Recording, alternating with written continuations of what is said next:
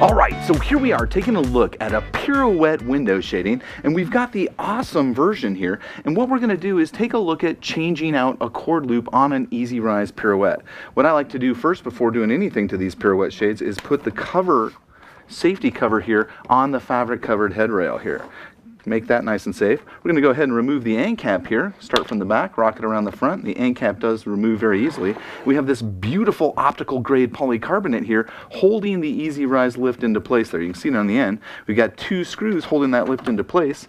I don't usually use a drill when I'm working on shades, but I'm going to go ahead for our purposes today, just to save time, I'm going to use a drill to remove the screws very easily, and they do go flying away. At this point, there's nothing holding this mechanism into place other than the features and the friction here holding into place.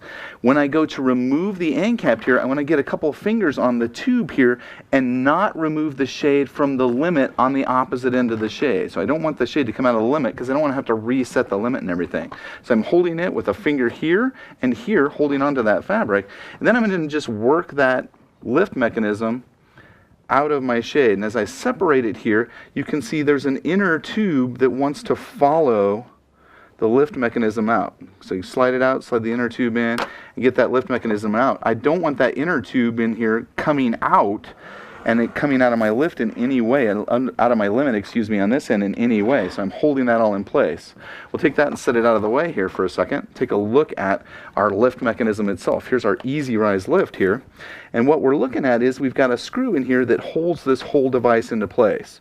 So if I was changing out the clutch, go ahead and remove it with this screw here just by coming in.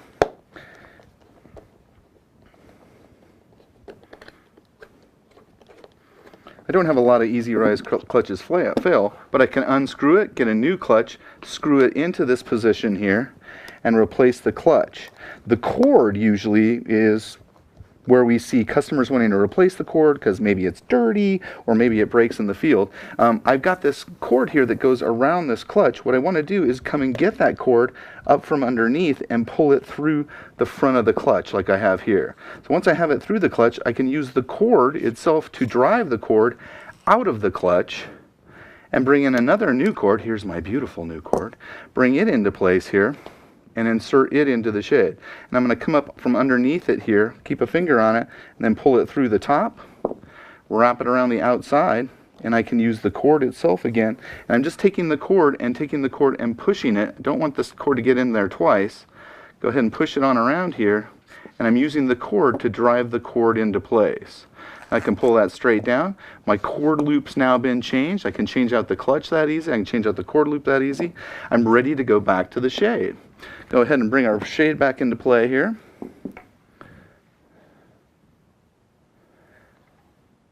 And my end cap just lines up with the interior features. There are only two features here that line up with the inner tube here inside the shade.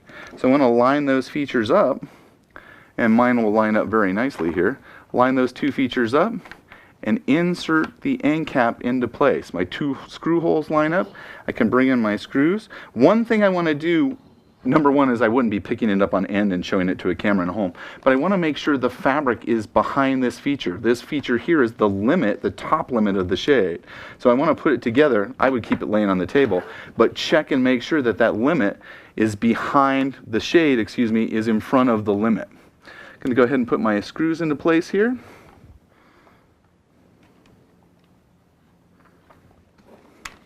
And drive them on home. And again, I wouldn't be standing this up. I would probably keep it laying very flat.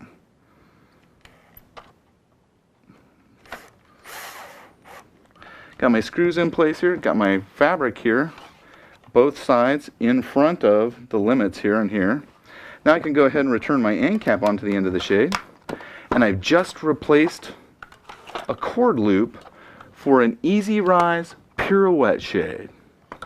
Take the cover off. Absolutely beautiful.